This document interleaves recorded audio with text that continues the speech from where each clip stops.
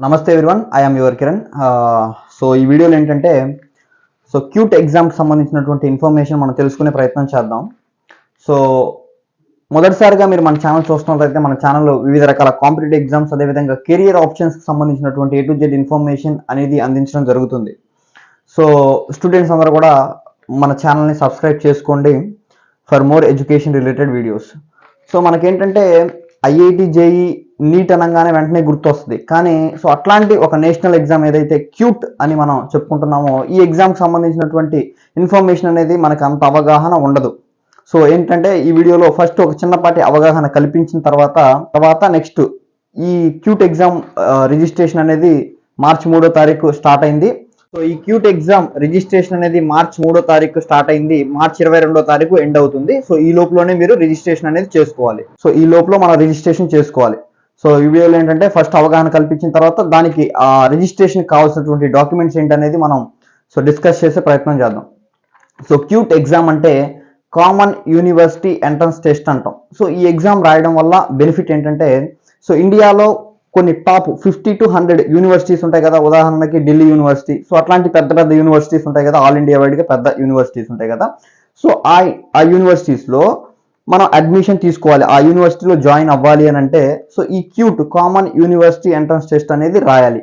ఈ క్యూట్ ఎగ్జామ్లో వచ్చినటువంటి రిజల్ట్ బట్టి, మీకు వచ్చిన స్కోర్ని బట్టి మిమ్మల్ని తీసుకుంటారు. ఓకేనా? సో ఎవరు రాయాలి ఈ క్యూట్ ఎగ్జామ్? ఎవరు రాయాలి, ఎవరు అర్హులు అని అంటే ఇంటర్మీడియట్లో ఏ గ్రూప్ అయినా, MPC, BiPC, CEC, MEC, HEC ఏ గ్రూప్ తీసుకున్న వారైనా సరే ఈ క్యూట్ ఎగ్జామ్ రాయొచ్చు. మరి సబ్జెక్టులు ఎలా ఉంటాయి బ్రో అనొచ్చు మీరు. సో సబ్జెక్ట్ అంటే ఏం లేదు, ఇప్పుడు మీరు రిజిస్ట్రేషన్ చేసుకుంటారు కదా, నేను చెప్తాను ఆ డాక్యుమెంట్స్ ఏమేమి కావాలో. సో ఆ డాక్యుమెంట్స్ అన్ని తీసుకొని పోయి రిజిస్ట్రేషన్ చేసుకునేటప్పుడు సో ఒక ఆప్షన్ ఉంటుంది, ఏ సబ్జెక్టులు మీరు సెలెక్ట్ చేసుకుంటారు. ఉదాహరణకి ఒక బైపీసీ స్టూడెంట్ అయితే అర్థమవుతుందా, ఒక బైపీసీ స్టూడెంట్ అంటే ఏం సెలెక్ట్ చేసుకోవచ్చు అంటే, ఏ సబ్జెక్ట్ సెలెక్ట్ చేసుకోవచ్చు అంటే సో బైపీసీలో కామన్గా ఏముంటాయి మనకి, బయాలజీ, కెమిస్ట్రీ, ఫిజిక్స్ ఉంటాయి. ఈ 3 సెలెక్ట్ చేసుకుంటాడు. మ్యాక్సిమం మనం 5 సబ్జెక్ట్స్ సెలెక్ట్ చేసుకుంటే వచ్చు అనమాట. సో ఈ 3 కాకుండా ఇంకా 2 కూడా మనం సెలెక్ట్ చేసుకోవచ్చు, వద్దనుకుంటే ఈ 3తో సరిపెట్టుకోవచ్చు. ఓకేనా? దానికి కావాల్సిన ఫీజు డీటెయిల్స్ అనేది కూడా ఈ వీడియోలో మనం డిస్కస్ చేసే ప్రయత్నం చేద్దాం. ఓకేనా? ఇప్పుడు ఏంటంటే క్యూట్ ఎగ్జామ్ రిజిస్ట్రేషన్ ఫీ ఉంటుంది కదా. సో క్యాస్ట్ వైజ్గా ఎవరెవరు ఎంత ఫీ ఈ రిజిస్ట్రేషన్కి పే చేయాలనేది మనం ఈ వీడియోలో తెలుసుకునే ప్రయత్నం చేద్దాం.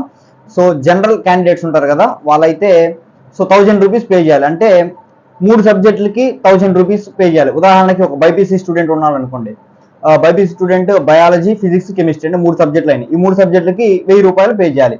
లేదు అతను ఇంకా 2 సబ్జెక్టులు ఎక్స్ట్రా రాసుకోవాలనుకున్నాడు అనుకోండి, ఉదాహరణకి మ్యాథ్స్ కూడా రాస్తానన్నాడు, మ్యాథ్స్, ఎకనామిక్స్ కూడా రాస్తానన్నాడు అనుకోండి, సో ఒక్కొక్క సబ్జెక్ట్కి 400 రూపాయలు అవుద్ది. అంటే 2 సబ్జెక్టులు ఎక్స్ట్రా పెడితే 800 అవుద్ది. అంటే 3 సబ్జెక్టులకు ఒక 1000 రూపాయలు ప్లస్ ఈ 2 సబ్జెక్టులకి 800, అంటే 1800 రూపాయలు పే చేయాలి. ఒకవేళ 3 సబ్జెక్టులే రాస్తాడు అనుకోండి, సో 1000 రూపీస్ పే చేస్తే సరిపోయింది. ఓకేనా? సో నెక్స్ట్ వచ్చేసరికి ఓబీసీ, ఎన్సీఎల్, ఈడబ్ల్యూఎస్ వీళ్ళైతే 3 సబ్జెక్టులకి 900 పే చేయాలి. ఫర్ ఈచ్ ఎడిషనల్ సబ్జెక్ట్ 375 రూపాయలు, అంటే 375 రూపీస్ పే చేయాలి. అర్థమవుతుంది కదా. 3 సబ్జెక్టులు అయితేనేమో 900 రూపీస్ పే చేయాలి. లేదు ఒక సబ్జెక్ట్ ఇంకా ఎక్స్టర్నల్ గా రాయాలనుకుంటున్నాడు, ఈ 3 కాకుండా ఇంకా వేరేది కూడా రాద్దాం అనుకుంటున్నాడు అనుకోండి, ఏదైతే పెంచుకున్నాడో ఆ సబ్జెక్ట్ కి 375 రూపాయలు పే చేయాలి. ఎవరు? ఓబీసీ, ఎన్సీఎల్, అదేవిధంగా ఈడబ్ల్యూఎస్ క్యాండిడేట్స్. నెక్స్ట్ వచ్చేసరికి ఎస్సీ, ఎస్టీ, ఫిజికల్లీ హ్యాండిక్యాప్డ్, అంతే ఫిజికల్లీ హ్యాండిక్యాప్డ్, థర్డ్ జెండర్ వీళ్ళు ఎవరైతే ఉన్నారో సో వీళ్ళు వచ్చేసరికి 3 సబ్జెక్టులకి 800 పే చేయాలి. అదే ఇంకా ఎక్స్ట్రా రాసుకోవాలనుకుంటే ఒక్క సబ్జెక్ట్కి 350 రూపాయలు ఎక్స్ట్రా పే చేయాలి. ఓకేనా? అర్థమైంది కదా. 3 సబ్జెక్టులకి 800, ఇంకా ఈ 3 కాకుండా ఎక్స్ట్రాగా రాసుకోవాలనుకుంటే ఒక్కొక్క సబ్జెక్ట్కి 350 రూపాయలు ఎక్స్ట్రా పే చేయాల్సి ఉంటుంది. అర్థమైంది అనుకుంటా. So so out side country వాళ్ళు ఉంటారు కదా, సో వాళ్ళు వచ్చేసరికి 3 సబ్జెక్టులకి 4500 రూపాయలు పే చేయాలి. ఈ 3 సబ్జెక్టులు కాకుండా ఎక్స్ట్రా ఏమైనా రాసుకుందాం అనుకుంటే ఒక్కొక్క సబ్జెక్ట్కి 1800 రూపాయలు పే చేయాల్సి ఉంటుంది. So these are the registration fee structure for different category candidates. ఇప్పుడు ఇంకోసారి క్యూట్ ఎగ్జామ్ ఎట్లా ఉంటుంది, ఆ ఎగ్జామ్ ప్యాటర్న్ ఎలా ఉంటుంది అనేది కూడా ఒకసారి డిస్కస్ చేసే ప్రయత్నం చేద్దాం. సో మనకు వచ్చేసరికి ఎంసీక్యూస్ ఉంటాయి, మల్టిపుల్ చాయిస్ క్వశ్చన్స్ ఉంటాయి. అంటే పైన క్వశ్చన్ కింద 4 ఆప్షన్స్ ఇస్తాడు. సో ఆ టైపే ఉంటుంది ఎగ్జామ్ కూడా. సో నెక్స్ట్ వచ్చేసరికి కంప్యూటర్ బేస్డ్ టెస్ట్ అనమాట. మనం ఎంసెట్ అవి రాస్తూ ఉంటాం కదా, జేఈ అట్లా ఎంసెట్లు రాస్తూ ఉంటాం కదా. సో కంప్యూటర్ బేస్డ్ టెస్ట్ అనమాట, కంప్యూటర్లో రాయాల్సి ఉంటుంది ఎగ్జామ్. సో నెక్స్ట్ వచ్చేసరికి మనకి సో ఇందాక మనం సబ్జెక్ట్స్ గురించి మాట్లాడుకున్నాం కదా, ఒక్కొక్క సబ్జెక్ట్కి వచ్చేసరికి 50 క్వశ్చన్స్ ఉంటాయి, అంటే 50 క్వశ్చన్స్ ఉంటాయి. ఓకేనా. సో టైం డ్యూరేషన్ వచ్చేసరికి ఒక్కొక్క సబ్జెక్ట్కి 60 minutes, అంటే అప్రాక్సిమేట్గా ఒక క్వశ్చన్కి 1 నిమిషం ఉంటుంది. అర్థం చేసుకోండి, కన్ఫ్యూజ్ అవ్వద్దు. ఓకేనా. సో 50 క్వశ్చన్స్ ఉంటాయి ఈచ్ సబ్జెక్ట్కి. ఈచ్ సబ్జెక్ట్లో 50 క్వశ్చన్స్ ఉంటాయి. ఈచ్ సబ్జెక్ట్కి 60 minutes టైం ఉంటుంది, అంటే అప్రాక్సిమేట్గా ఒక క్వశ్చన్కి 1 minute టైం ఉంటుంది. సో ఓకేనా. So for every correct answer 5 marks వస్తాయి మనకి, అంటే ఒక క్వశ్చన్ కరెక్ట్ పెడితే మనకి 5 marks వస్తాయి. So for every incorrect answer -1, అంటే 1 మార్కు మనకు వచ్చిన స్కోర్లో నుంచి పోతుంది. అర్థమైందా. So this is the exam pattern for CUET examination. So ఇది ప్రాసెస్. అయితే ఉదాహరణకి ఎంపీసీ స్టూడెంట్ అయితే మ్యాథ్స్ ఒక సబ్జెక్టు, డొమైన్ సబ్జెక్ట్స్ అంటారు వీటిని. సో మ్యాథ్స్, అదేవిధంగా మనకి కెమిస్ట్రీ తీసుకుంటాడు, ఫిజిక్స్ తీసుకొని ఈ 3 రాసుకుంటాడు. ఓకేనా. ఈ వచ్చిన స్కోర్ని బట్టి నెక్స్ట్ ఫర్దర్గా మనకు కౌన్సిలింగ్ ఎట్లా పార్టిసిపేట్ చేయాలని నేను ఫ్యూచర్లో ఒక మంచి వీడియో చేసే ప్రయత్నం చేస్తాను. ప్రస్తుతానికి ఒక అవగాహన కల్పించడానికి నేను చెప్తాను. ఓకేనా. సో టాప్ యూనివర్సిటీలో జాయిన్ అవ్వడానికి క్యూట్ అనే ఎగ్జామ్ రాస్తాం. ఇది కూడా ఒక నేషనల్ ఎగ్జామ్. ఇది కూడా కండక్ట్ చేసేది ఎన్టీఏ. ఐఐటి జేఈని కండక్ట్ చేసేది ఎన్టీఏనే, నీట్ని కండక్ట్ చేసేది కూడా ఎన్టీఏనే. సో ఈ క్యూట్ అనే ఎగ్జామ్ కండక్ట్ చేసేది కూడా ఎన్టీఏనే. ఓకేనా. సిలబస్ ఏంటంటే ఇంటర్మీడియట్ ఫస్ట్ ఇయర్ సెకండ్ కి సంబంధించిన సిలబస్ ఉంటుంది. సో ఒక చిన్నపాటి అవగాహన అయితే కల్పించాలని నేను అనుకుంటున్నా. So without doing any late, what are the documents required for CUET examination 2025 అనేది డిస్కస్ చేద్దాం. అంటే 2025 క్యూట్ ఎగ్జామ్ రిజిస్ట్రేషన్ చేయడానికి కావాల్సినటువంటి డాక్యుమెంట్స్ ఏందనేది 1 by 1 డిస్కస్ చేసే ప్రయత్నం చేద్దాం. ఓకేనా. ఫస్ట్ వచ్చేసరికి 2 ఫోన్ నెంబర్లు కావాలి, 2 ఈమెయిల్ అడ్రస్లు కావాలి. అంటే ఈమెయిల్ ఐడీస్ ఉంటాయి కదా, కావాలి 2. ఎందుకంటే ఒక ఫోన్ నెంబర్, ఒక ఈమెయిల్ అడ్రస్ ఏమో మెయిన్. సో ఇంకొక ఈమెయిల్ అడ్రస్, ఇంకో ఫోన్ నెంబర్ ఏంటంటే మనకి ఎమర్జెన్సీ సిచ్యువేషన్, ఒకవేళ అవి పని చేయకపోతే వీటికి మనకి కావాలని.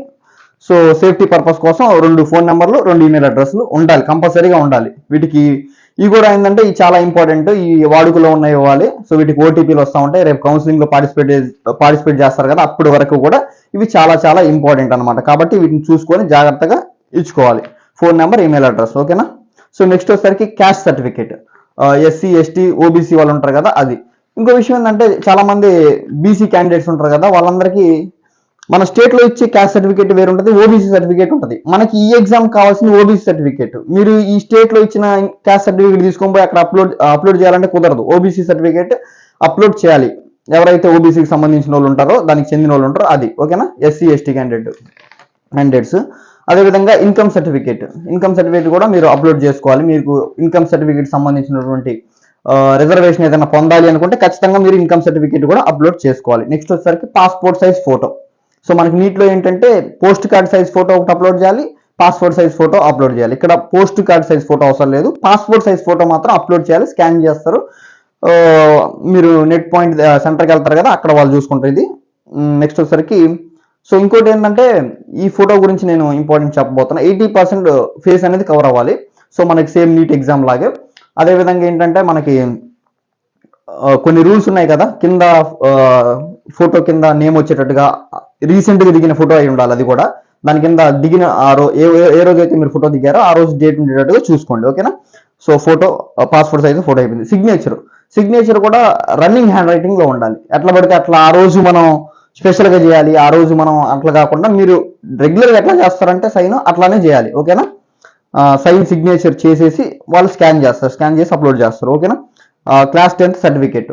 సో మీరు అకాడమిక్ డీటెయిల్స్, మీకు చదువుకు సంబంధించిన కొన్ని డీటెయిల్స్ ఫిల్ చేయాల్సి ఉంటుంది. అప్పుడు ఏం చేస్తారంటే మీరు 10th క్లాస్ సర్టిఫికేట్ కంపల్సరీగా మీ దగ్గర పెట్టుకొని, అదేవిధంగా క్లాస్ 12th ఉంటుంది కదా, ఆ లాంగ్ మెమో అవి ఉంటాయి కదా, అవి కూడా దగ్గర పెట్టుకొని, బ్రదర్ కొంచెం ఎక్స్పీరియన్స్ ఉన్న వాళ్ళు అయితే వాళ్ళ దగ్గర పెట్టుకొని నీట్గా చూసుకుంటూ టైప్ చేస్తూ ఉంటారు. మీరు కూడా పక్కన కూర్చొని చేయండి. క్లాస్ 10th సర్టిఫికేట్ కూడా ఉండాలి, దాన్ని కూడా అప్లోడ్ చేయాల్సి వస్తుంది. అదేవిధంగా Aadhaar card. So Aadhaar card కూడా చాలా ఇంపార్టెంట్. ఓకేనా.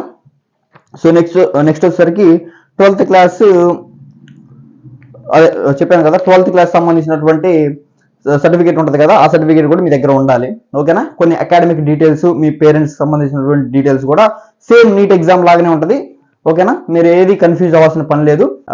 ఐఐటి జేఈ నీట్ ఎగ్జామ్ కి ప్రిపేర్ అవుతున్నారో వారందరూ కూడా ఈ యొక్క ఎగ్జామ్ కి అప్లికేషన్ పెట్టుకోవచ్చు. ఎందుకంటే సేమ్ సిలబస్ కాబట్టి చక్కగా 2 నేషనల్ ఎగ్జామ్స్ రాసుకోవచ్చు. సో ఒకవేళ మీకు ఎక్కడ ఆపర్చునిటీ ఉన్నా మంచి అవకాశం అవుతుంది. ఉదాహరణకి బీఎస్సీ బోటనీ చదవాలనుకుంటున్నారు, ఎక్కడో రోడ్డు పక్కన కాలేజీలో బీఎస్సీ అని చెప్పేదానికన్నా ఢిల్లీ యూనివర్సిటీ పెద్ద పెద్ద యూనివర్సిటీలో నేను బీఎస్సీ చేస్తున్నాను అనేదానికి చాలా డిఫరెన్స్ ఉంటుంది, అంతే కదా. చాలా మంది బాగా నీట్ ఎగ్జామ్లో పర్ఫార్మెన్స్ చేసి మంచి మంచి ఎయిమ్స్ కాలేజీలకు వెళ్తారు. తర్వాత అతను ఏంటి ప్రాక్టీస్ పెట్టేటప్పుడు ఎంబీబీఎస్ ఫ్రమ్ ఎయిమ్స్ అని పెట్టుకుంటాడు. మనం ఆ ఎయిమ్సే చూస్తాం, అంటే అమ్మో మనోడు ఎయిమ్స్ నుంచి ఎంబీబీఎస్ అయిపోయిందని. వాడు ఎంబీబీఎస్ జాయిన్ తర్వాత వాడు చదివాడు చదవలేదు ఇంకా అదంతా పక్కన పెట్టండి, ఆ కింద ఎయిమ్స్ కనపడతా ఉంటది, ఇది కూడా అంతే, BSc from Delhi university. So ఇట్లాంటి బెనిఫిట్స్ ఉంటాయి అన్నమాట పెద్ద పెద్ద కాలేజీలో చదివినప్పుడు. అది చదివే పక్కన పెడితే ఆ సర్టిఫికేట్ ఉన్న వాల్యూ అట్లాంటిది, కాబట్టి మీకు ఇట్లాంటి బెనిఫిట్స్ ఉంటాయి. కాబట్టి ఇట్లాంటి ఎగ్జామ్స్ రాసుకోండి, క్యూట్, నీట్, ఐఐటీజే ఇట్లా చాలా ఉంటాయి. ఇంకా నేను మన పని అదే, ఈ కాంపిటేటివ్ ఎగ్జామ్స్ కెరియర్ ఆప్షన్స్ సంబంధించినటువంటి A to Z ఇన్ఫర్మేషన్ అనేది అందించడం జరుగుతుంది. చాలా ఎగ్జామ్స్ గురించి నేను ఆల్రెడీ వీడియోస్ చేశాను. సో ఇంకా ఫ్యూచర్లో కూడా చిన్న చిన్న కానిస్టేబుల్ ఎగ్జామ్స్ నుంచి యూపీఎస్సీ వరకు కూడా మనం వీడియోస్ చేస్తూ ఉంటాం.